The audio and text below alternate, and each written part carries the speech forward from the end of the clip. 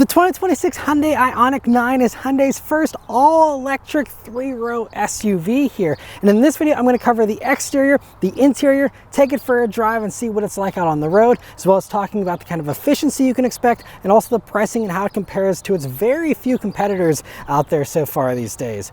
And so as far as the IONIQ 9, well, this is the second vehicle on this eGMP platform that's three rows. We had the Kia EV9 a couple of years ago, and now this is Hyundai's version.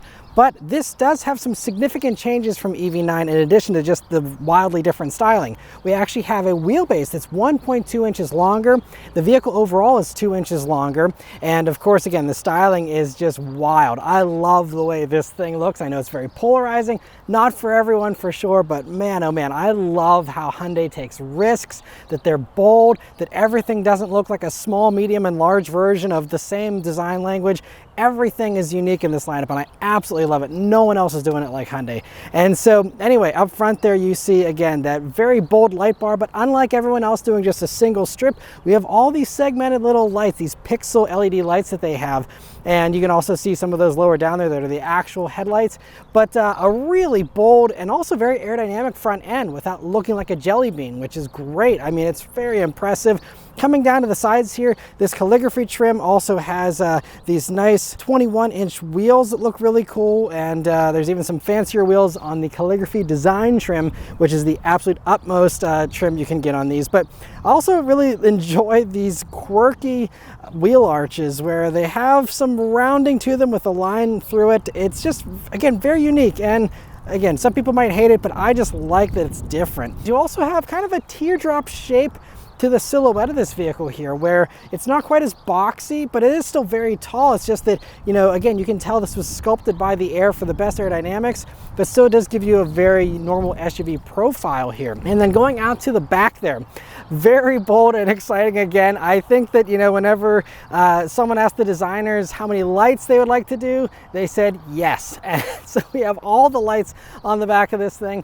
And I think it actually works though. I think it really looks cool. And let me know what you think about, again, all the bold styling in the comments below. But I think this thing looks really great from every single angle, personally. The interior of the IONIQ 9 is also really nicely done, very cool and futuristic, but thankfully here, it's a little more familiar. We have buttons, we have knobs, we have familiar screens that we're used to from other Hyundais, and it's just all really well executed here. Space is also very good. I'll talk more about this in a minute, but third row space is pretty comparable to what you're going to get in a Palisade or something like that, which is what I think people that are looking for something like this are after.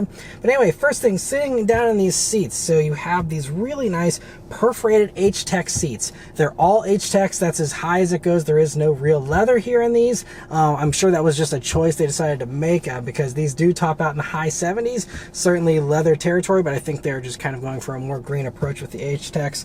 And they're really soft, comfortable seats, actually, and I love that they're perforated. And here on the SEL and higher trims, they are heated and ventilated. I believe they're heated as standard. They're cloth on the S and SE trims. SEL takes you up to the H-Techs here, and also the ventilation. And they're really nice seats. Here in the higher trims, you also get the Ergo Motion seat here, which gives you some simple massage functions. There's 3 different ones to pick from.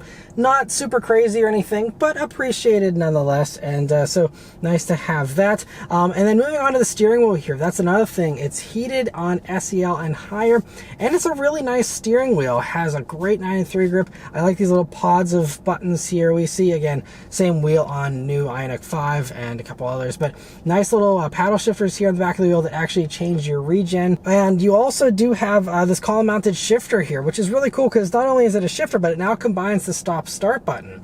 And that might take a little getting used to, but after a while, I love this gear selector that Hyundai has. It's so quick and easy, and since it's like, you know, just a couple inches away from the steering wheel, makes quick maneuvers very easy instead of having to go to a big, you know, shifter or something in the middle here.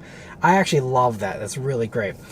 The gauge cluster here is one of the two 12.3-inch displays you have here, and this is pretty familiar again if you've been in any other IONIQ from the past few years, where you have a few different views for the gauges there, a few different themes for them, but you know, at its core you just have your basic stuff there with a little movable part in the middle there where you can change, you know, a variety of things. But one thing I really do like that all these 2025 Hyundai electrics have done is that you now have a range of electric range. So it'll tell you, you know, like 219 miles of range here, but it'll say you can have a max of 309 and a worst case scenario of 192. And that's really cool because, you know, it does depend on your driving and your situation and all that, but it just shows the potential either way that you can have. It just recognizes that, you know, is just an estimate and that it can, you know, fall within that greater range. And I just think that's really good to give people more information so they're not caught off guard or wondering why they're not getting the range they're, you know, expecting to get. You know, it can coach you. There's an eco mode to make things more efficient and all that if you'd like. But, you know, just really nicely done. You also do have a nice large head-up display here that can also show you your safety technology and all those things at work. And then coming over to the middle here, you have the other 12.3-inch touchscreen, and it's again the same as any other Hyundai from the past couple of years. It does have wireless Apple CarPlay, wireless Android Auto, like basically all these new Hyundais have now, and that's really nice. Worked flawlessly all week, so that's great. Now, the menus themselves within Hyundai are fine, but the one odd thing that I've talked about several times in other vehicles with this infotainment system is that there aren't all the same shortcuts here on the screen that you have for this row of buttons. For example, if you want to go to Sirius satellite radio, or any radio for that matter, there is no button on the screen. You have to hit the media button twice, and then that brings it up. Now, you have a button there for it. I'm not complaining. Buttons are a rare thing these days, so I'm happy to have that. I just don't know why we can't have a screen redundancy as well. It's just a little bit of a strange thing. I didn't see any way to add extra icons. You can rearrange the ones that are on here, but most of the ones that are on here are pretty useless. You know, it's weather, sports, valet mode, all these things you're never going to really use. Vehicle diagnostics, all these things. So, you know, I just wish there was more relevant things there, but again, you're just going to have to go and use the buttons. Not a big deal. My other final complaint, which I've said in all these others that have the same operating system, is that whenever you are in satellite radio here, it only shows you the song title and artist if you go into the submenu and pull up this whole big display that takes over the entire screen. That's the only way you see that. All the other little widgets and every other view just shows you album art, and album art doesn't help me. I mean, sure, it looks pretty and I get it from a design standpoint, but I want to know the actual information, and there's no way to do that unless you're in that one dedicated submenu there, which is you know, a little bit annoying. But otherwise, really fantastic system. I like it a lot. I also love, along with these row of buttons, that we have a volume and a tuning knob. The tuning knob is especially rare these days in anything in 2025, and so I love that. I love that Hyundai is committed to doing, you know, more buttons here. Now, below that, you do also have physical climate controls for changing the temperature. And I love that it's integrated into the knob there for the climate you know, display. But these are capacitive touch buttons down here for all these other things. Honestly, I would have liked to see that be regular buttons. We're seeing they just did that in the new IONIQ 5 for 2025.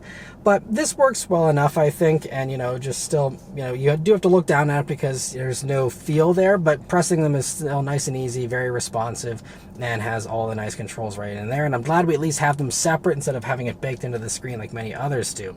Moving down here, you have a array of 3 USB-C ports, including 2 that do 100-watt charging here, as well as a regular 12-foot power outlet. You also have 2 levels of cubbies here that are nice and large and rubberized. You also will see that you have another hidden one here right above the glove box, which is a nice little extra touch, and actually kind of almost hidden. It's kind of out of the way there, but extra space nonetheless. It's also interesting how you have this, I don't even know what it's really called, but this kind of marbly this surface there for the dashboard, which is kind of interesting. But there's a lot of plastic. You know, this whole thing is all plastic. Some faux wood or something that's got even some texture to it would be kind of nice. You do have perforated texture here on the doors. That's only in the calligraphy trims, though, where you get that. But otherwise, you know, there's not too many nice materials here. It's even plastic down here by your speakers, which, by the way, you have Bose stereo here in the limited and higher trims, and so great that you have that. And you do also have ambient lighting, I believe, on SE on higher as well, so that's a nice little touch to liven up this cabin too. And even like some of the nice touches you see in this interior, like the microfiber headliner, the metal pedals,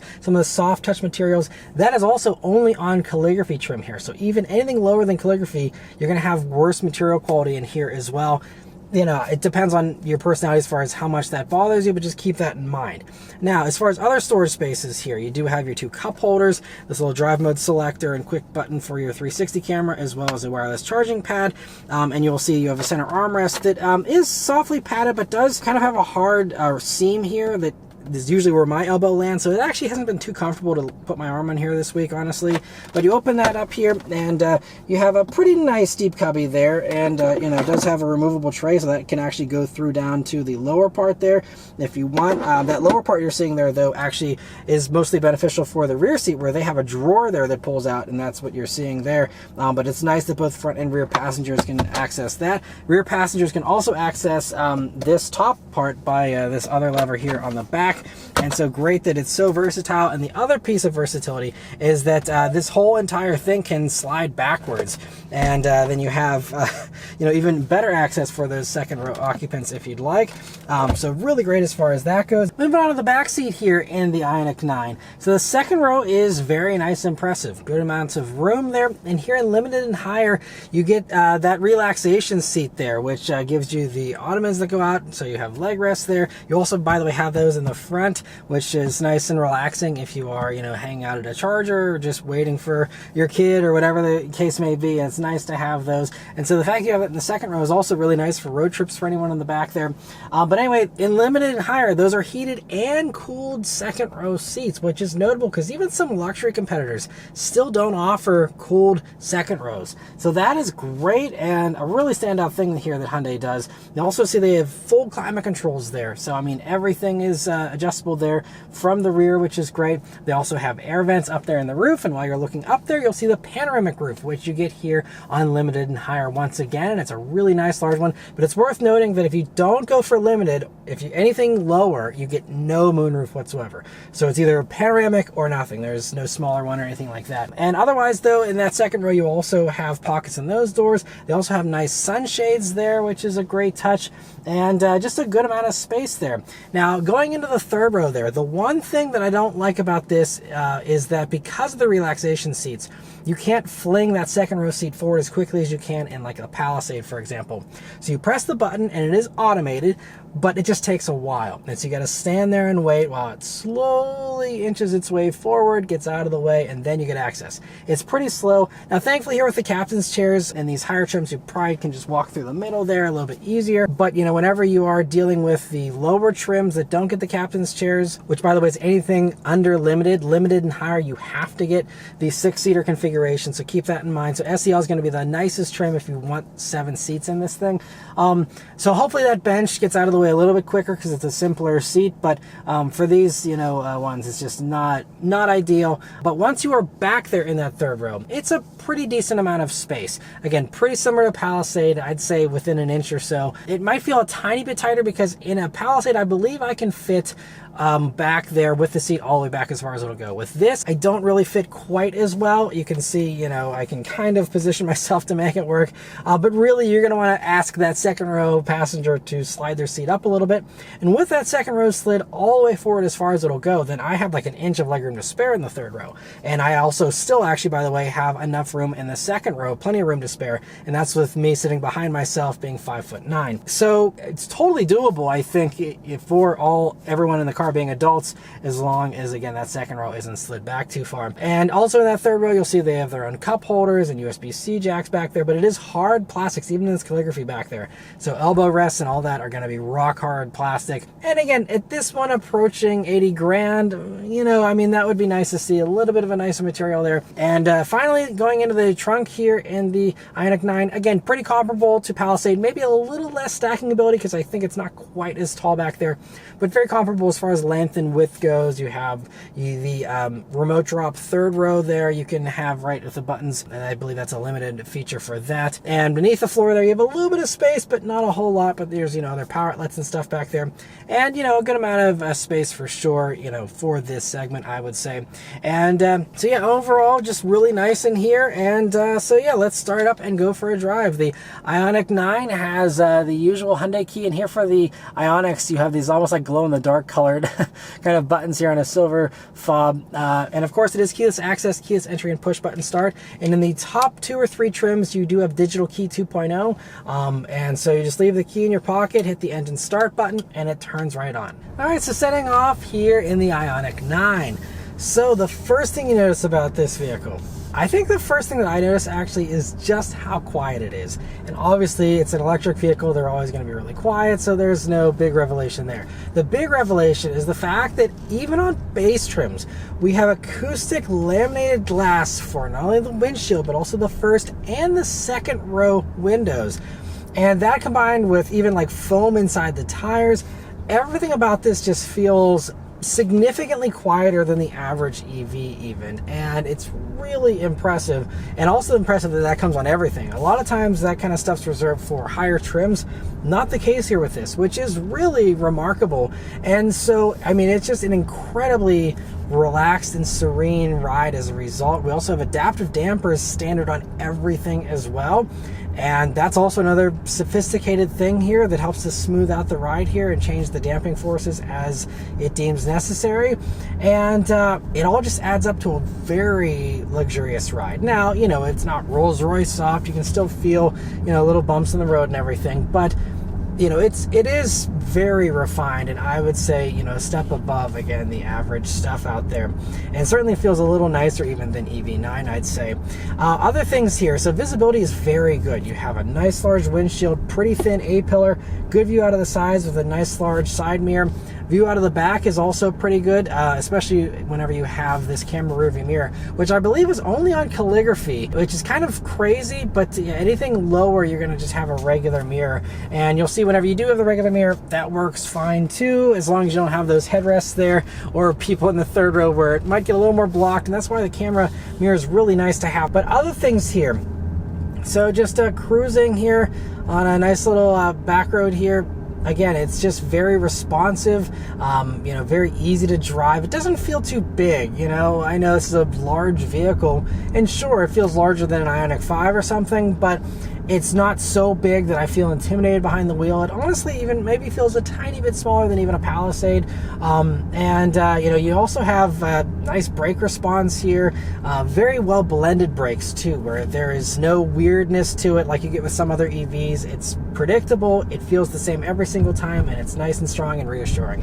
Throttle response is also fantastic, really nice, and has a nice smoothness to the ramp up, so that it's not just like, you know, this on-off switch that, you know, throws you in the back of your seat. There's a nice, you know, smoothness to it, so you can drive this car very smoothly, very easily. And steering also feels nice and light. A little bit of feel through it. I don't think it's quite as bad. Some others are saying steering was totally dead. I don't agree with that. I think it feels fine, and for something that's a family vehicle like this, completely acceptable in my opinion. But I'm going to go ahead and put it up into the sport driving mode, which stiffens up those dampers, gives you quicker response and all that. And let's turn down on this back road and see how it accelerates. Here we go. Whoa! And it gets up and goes very, very nicely. So I am in the Calligraphy, which gives you the performance powertrain, which is dual electric motors here that do a combined 446 horsepower and 516 pound-feet of torque, I believe. And so 0 to 60 for this one is 4.4 seconds. And it feels very nice and punchy. And you also have different sounds you can enable here. So if you want to have more sound or less sound or no sound at all, you have that adjustability there as well. And it's very eager here in sport mode, feels really, really good. And it's great you have this. So this powertrain is what you get unlimited and higher as standard. They all get it. Now, if you go for SC or SCL, you're gonna get a long range all-wheel drive, which does 303 horsepower and I believe about 446 pound-feet of torque. That one will probably be closer to something in the mid 5-second range there for that. Still completely sufficient, and, you know, for, again, family hauling duties, completely, more than you even need, probably, honestly. So that one's going to be great. And then if you go to the base one, that's the S trim, that's going to give you like 215 horsepower and I think like 258 pound-feet of torque. Not a lot of power in that one. That one's going to probably be closer to a 7 or 8 seconds 0 to 60, but you know, that's just a little bit slower than a Palisade, but not wildly slower. So, you know, also be completely fine if you just, you know, want the large package. You don't need, you know, a bunch of power. That one will be also the way to get the best amount of range here in these, which by the way is 335 miles of range for, again, that rear wheel drive. You get down to 320 miles for the SE and SCL for that long range one, and then 311 miles here for these performance versions. But I mean, everything does over 300 miles of range, and that's thanks to a bigger battery pack than other Ioniqs. 110 kilowatt hour battery pack here. And I'll talk more about the battery info and charging here in just a minute. But before I do, this road often generates a lot of road noise, and it's really nice and quiet here. You know, just, you can hardly even tell I'm on a rough road. It's truly, yeah, I've been so wowed by the quietness in here. But anyway, coming up some corners here that I always take. Let's see how the IONIQ 9 handles. Obviously, this is no sports car, but this is the performance version. And, you know, it's actually very eager. So we do have, you know, equal motors here in these performance versions. It's like 221 horsepower on each axle there, I believe. And so, you know, pretty good 50-50 split, but this does use torque vectoring to, you know, make it a little more dynamic in addition to those adaptive dampers doing their job. But it actually was super neutral. It almost felt like it was wanting to kind of do a little bit of an oversteer there on me. So, I mean, it's very dynamic, and you know, I mean, this thing can be super boring if you want it to be, but if you do want to push it, it will. You also have some pretty big tires on here, by the way. I think they're 285 wide, I saw on this thing. I mean, you got some meat there to you know, grip all 6,000 odd pounds to the road surface here. And, you know, even whenever you're not, you know, booting it and you're just kind of, you know, decelerating and stuff, I mean, you know, the front end still feels pretty nice and flat. I mean, you know, there's a little bit of a safety factor built in there where it feels like it kind of wants to push a little bit, but the second you add in a little bit of gas, it will kind of rotate. And if you go for the lower all-wheel drive version, that actually has a stronger rear motor than the front, so that'll actually feel a little more rear biased than this does. And then of course there's even the rear wheel drive version if you want to have everything feel, you know, rear biased. But it handles itself really well. I know no one's, you know, treating this like a sports car. Maybe we'll get an N version someday for the people who want that, because we know Kia is doing an EV9 GT. But, you know, this is totally fine. Really good handling. If you're in a hurry, it'll keep up with you. It doesn't feel quite as heavy as 6,000 pounds either, I'd say. And they did a really good job on that. Now, getting back to the battery and the charging info here. So again, that nice large battery is really great to give you, again, top-notch range in these, and actually more range than EV9, by the way, which I'll talk about how it compares to that in a few minutes. But as far as charging the battery here, it still is an 800 volt platform here. It does use an NACS port. Also the EV6 or EV9 does now for 2026 as well. These all do come standard with a CCS adapter to go with the NACS ports, both a regular slower one and also, you know, the full high-speed CCS. And if you want to have the fastest charging in these, you're going to want to still use a CCS charger, because then it can pull down the full 350 kilowatts and get this thing from 10% to 80% in just 24 minutes, which is really top-notch charge rates, especially for a battery this big. But if you want to go to a Tesla charger and use that NACS port, you know, you have the convenience factor of their widespread network, but you're going to have a much slower charge rate and do about 41 minutes from 10% to 80%. So much worse experience with a Tesla. So I'd skip the Tesla chargers, stick to CCS. The network's ever expanding, and you know, that's going to be your best experience, I think, as far as charging speeds for sure. And the last little thing to mention is that all of the all-wheel drive versions actually tow 5,000 pounds too, which is a pretty good amount of towing. If you go for the rear-wheel drive, it's 3,500 pounds, but you know, usually, you know, electric stuff doesn't tow super high amounts unless you're talking about the actual electric pickup trucks. So 5,000 pounds is, you know, again, pretty impressive for something like this. And now out on the highway here in the IONIQ 9, and again, you know, all that nice quietness that I was marveling at earlier is really paying dividends here on the highway with nice, quiet ride, you know, very little road noise, just a little bit of wind noise and exterior noise, but it's again very serene, and I'm in complete silence. You put the radio on or you have people in here, you're never going to really hear the outside world very much. Now, I also do have the adaptive cruise control system on, which comes standard on all of these, and is Highway Drive Assist 2.0 as standard. Usually they try and reserve that for higher trims in the past, but for the IONIQ 9 here, everything gets it. And so That's going to give you some more intelligent lane centering, basically. I believe it also does automated lane changes, but you have to tell it. You have to use the turn signal and still have your hands on the wheel, because this is still a hands-on system. So honestly, it's too slow to actually be effective, but you know, it's a nice party trick, I suppose. But I mean, all the safety tech you get in here is standard, is really impressive. So again, that adaptive cruise, you get blind spot monitoring, rear cross traffic alert with automatic braking in the rear, by the way, automatic emergency braking in the front. You get, you know, the lane keep assistance standard. All these things do come standard, which is great. Now, as far as some of the extra niceties, as far as convenience safety features, is how they kind of classify it. For example, you don't get the 360 camera unless you go up to, I believe, the limited trim. So that's going to be one of the higher trim kind of things. The blind view monitor is also in those upper trims, and there's, you know, just a few of those other little things like that, where I believe that limited gives you a rear auto brake. But then if you want to have the side and front auto brake while parking, that's only on Calligraphy. So, you know, it's kind of a piecemeal as far as exactly how much you get in various trims as far as the advanced features.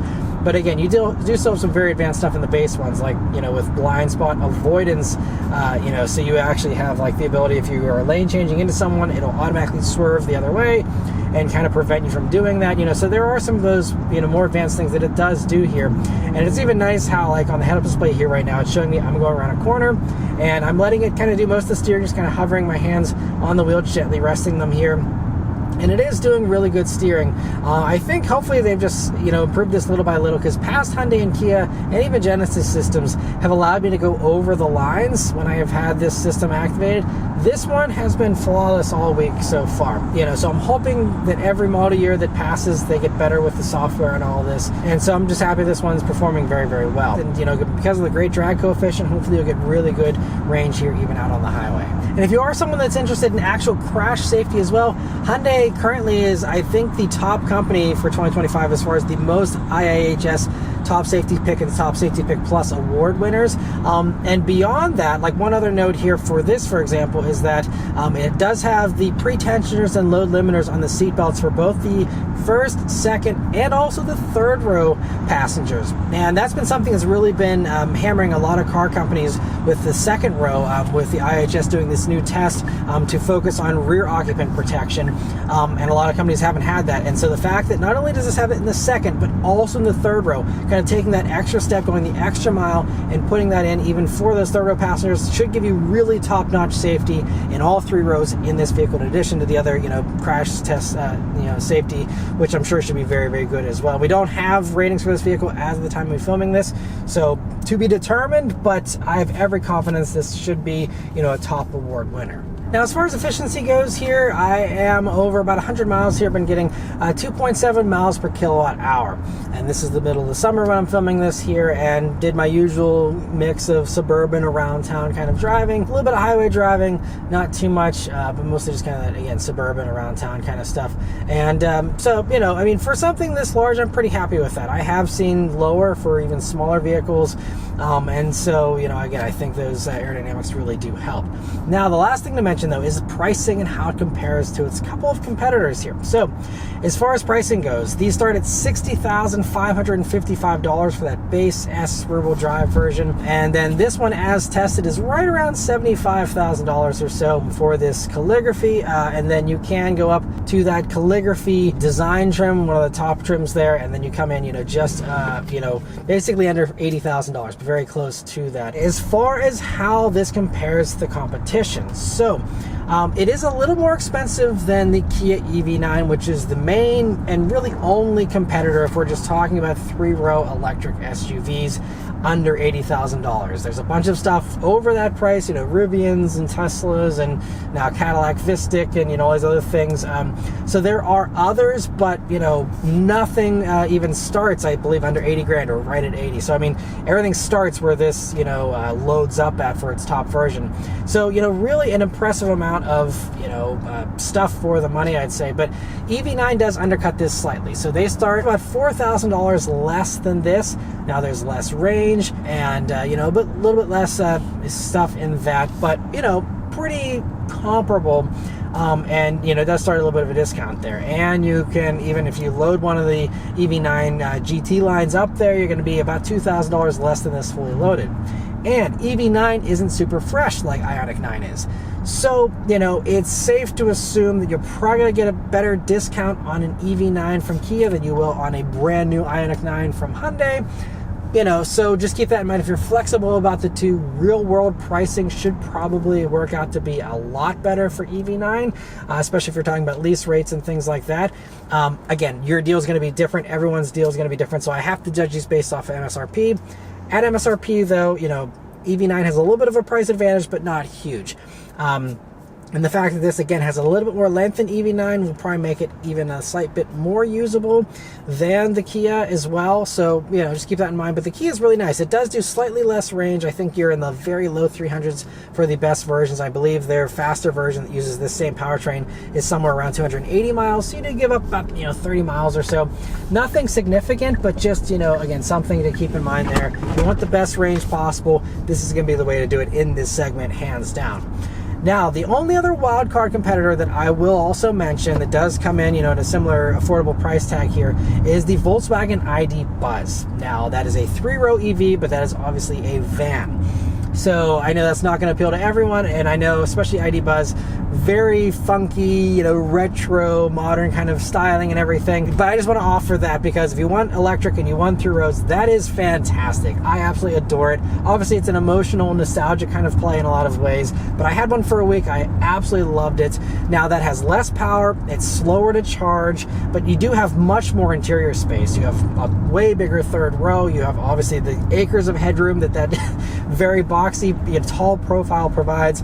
So that is the better family hauler for sure. Now, the only upset is that it doesn't have a lot of range. I think they max out at 235 miles of range.